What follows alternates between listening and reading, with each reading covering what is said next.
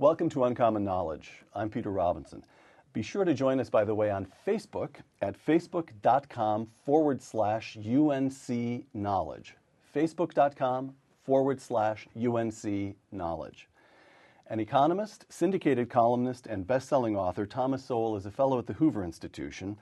Over the course of his long and storied career, Dr. Sowell has taught economics at institutions including Cornell, Amherst, and UCLA. Dr. Sowell's latest book, a revised and updated version of his classic volume, Basic Economics.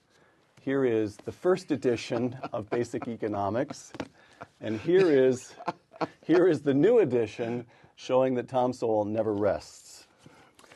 To quote from Basic Economics, through its various editions, the fundamental idea behind Basic Economics remains the same.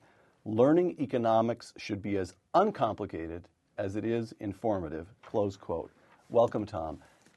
No charts, no equations, all words, plain English. That's right, no graphs. No graphs, no graphs, all right.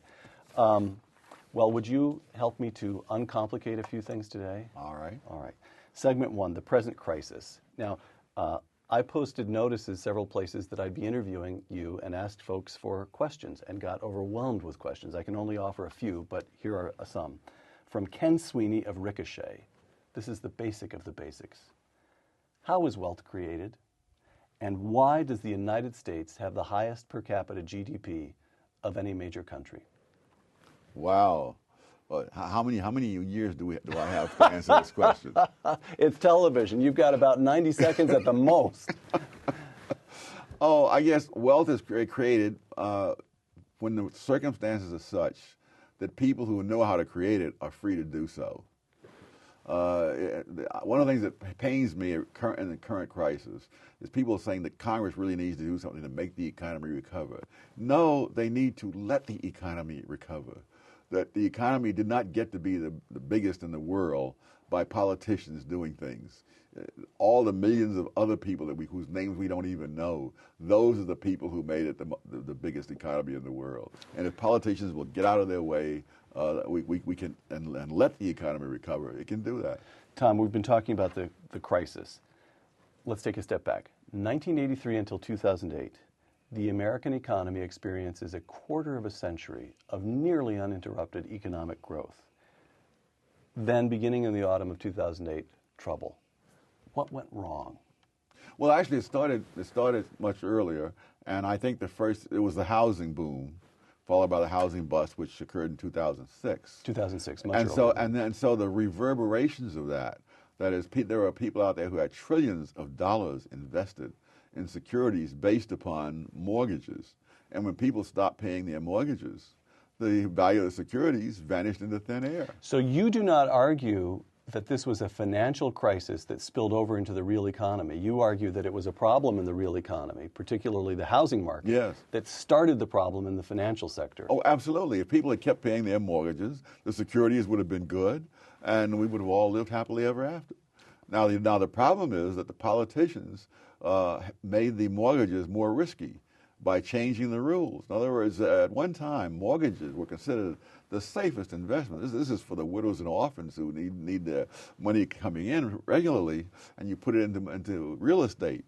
But the politicians decided that we must have more home ownership and more affordable housing. And so they began to prescribe rules. You had to lend money to people you wouldn't have lent to before. And of course, there was a reason they weren't lending to them before. And we discovered the hard way what that reason was, that they weren't likely to be able to pay them back. Very profound question here, I think, anyway. Did what happened indicate, the housing market problem, did that indicate that some markets, wonderful as they are, wonderful as you demonstrate over and over again in basic economics that free markets are, that they sometimes experience troubles, calamities even, that the markets are imperfect because they're rooted in human experience and we live in a fallen world? Or did it demonstrate that the government messed things up? The government messed them up. After all, for a century, you never had this kind of crash in the real estate market. For centuries, people did their life's work lending money for mortgages did that without the politicians interfering. Once the politicians started meddling, the results were what you could have predicted. It's what was predicted, in fact. All right. Response to the crisis. The Federal Reserve floods the financial markets with liquidity, while first the Bush administration and then the Obama administration enact stimulus and bailout packages that now amount to, as best I can make it out, something like $3.6 trillion. Correct responses to the crisis? Did the government do the right thing? No. Those are easy questions. All right. One of the painful things, I mean, you can call anything you want to call it. You can call it a stimulus. All the data indicated it didn't stimulate anything except boondoggles across the country as politicians handed out money to all the special interests that they are interested in pleasing.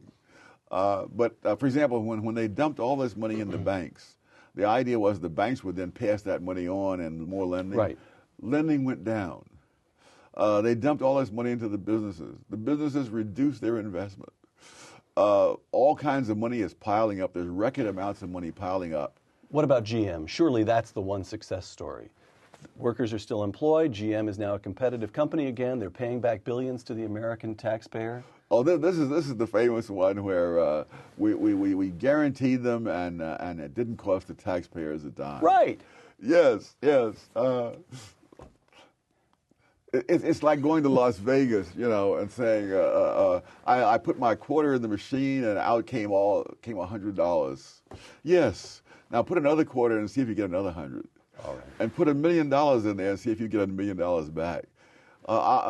We had the same thing with the savings and loan crisis a couple of decades ago. They said, we're back in the savings and loan industry, we're guaranteeing it, but it's not costing the taxpayers anything.